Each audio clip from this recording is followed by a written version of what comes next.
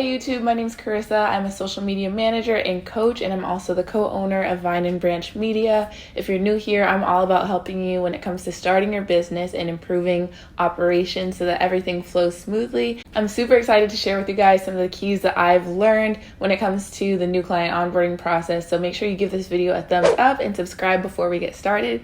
Let's just get into it. A strong start is everything when it comes to your client work because it's what makes your clients feel at ease and empowered to work with you and achieve success with you. Let's talk about a successful onboarding experience and what that kind of looks like. A successful experience will leave your clients feel confident in their decision to work with you. Because they won't be concerned about their choice, it won't leave them nitpicking or micromanaging you down to every little detail. They'll also be more likely to refer you to other people because they can see that you're committed right off the bat and you're committed to helping them have a positive experience working with you. A good onboarding experience will also leave you and the client structured for success, ready to hit the ground running and just ready to get the ball rolling when it comes to working together on your project. It'll also be really important to determine what are the goals that you want to achieve with your onboarding process. So this will look like setting expectations for what your service is going to look like, setting up the framework and showing them what the process will be. It's really helpful to gather information up front about what your client is experiencing, what are they going through, what are their trials and errors, what are their pain points. So having a questionnaire set up to be able to give to them and fill out will be really helpful for you. Some of the things that you're going to want to include in your questionnaire is communication, when, where, and how to communicate. You also want to figure out any risks to look out for, figure out any trends in the industry. In my questionnaire that I give to my clients when we first start working together, I have a section specifically for business information and details.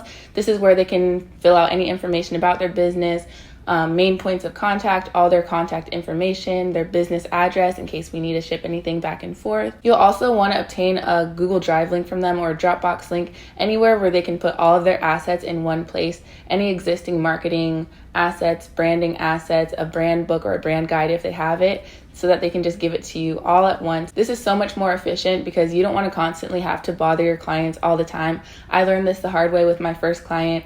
We were always going back and forth trying to gather photos, links, assets, URLs, everything, and it took so long throughout the timeline of the project to gather everything that I needed. So it's so much easier to have a questionnaire and a space where they can give you all that information all at once. I also have a section in my questionnaire for all about understanding your business. This includes information about competitors, target audience, any risks or trends that are happening in the industry, anything going on with your target audience that you might want to be aware of. You shouldn't have to know all of this stuff when you first start working with your client. This isn't something that's expected for you to know, so it's okay to ask for that information. You'll also want to ask them about what are some of the key selling points for the business, what are some of their best selling products or services. These are some of the things that you'll really want to know when it comes to actually doing the marketing for them and executing your strategy. These are things that you'll need to know, and it's going to be too tedious and too much of a hassle to just have to ask them while you're actually executing their marketing strategy. It's just so much easier to have everything all in one place. So this questionnaire is going to be super helpful. In your questionnaire, you're also going to want to have a space to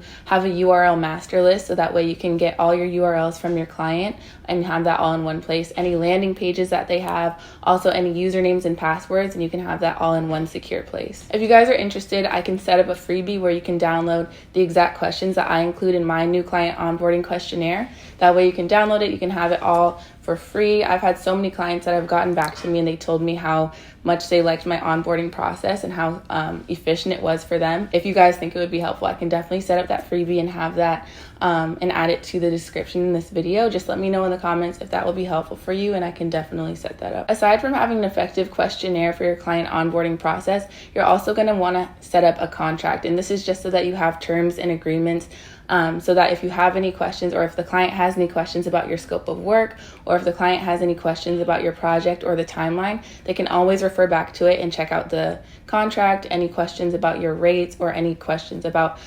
payment, that will all be set up and outlined in your contract. But you can always find contract templates just by going online. You'll also want to have a really consistent structure for invoicing, and you'll also want to be efficient when it comes to sending your clients that invoice. So don't hold off, don't wait weeks to send them the invoice, because then they'll think that it's okay to wait weeks to send you your money or your payment. So Always be efficient when it comes to invoicing. Use Dubsado, maybe you want to use PayPal, whatever works for you, but just be consistent and let them know what that invoicing process is going to look like. How frequent are they going to be invoiced? What platform are you using? You can also use e-payments, or you can set up direct deposits with your bank. Whatever works for you, just make sure you have a clear understanding and you communicate what that method is going to be with your client. So like I said, making sure that you're off to a good start is so important when it comes to working with your client and making sure that they're going to be set up to have a good experience working with you. So hopefully these tips were helpful. Let me know if they were and give this video a thumbs up. Also, let me know if you're interested in receiving a template of my questionnaire questions that I send to my clients when I'm first onboarding them, and I will definitely set up a freebie for you guys to download. Thank you so much for watching. Make sure you leave any questions that you may have in the comments, and I will see you in my next video. Bye.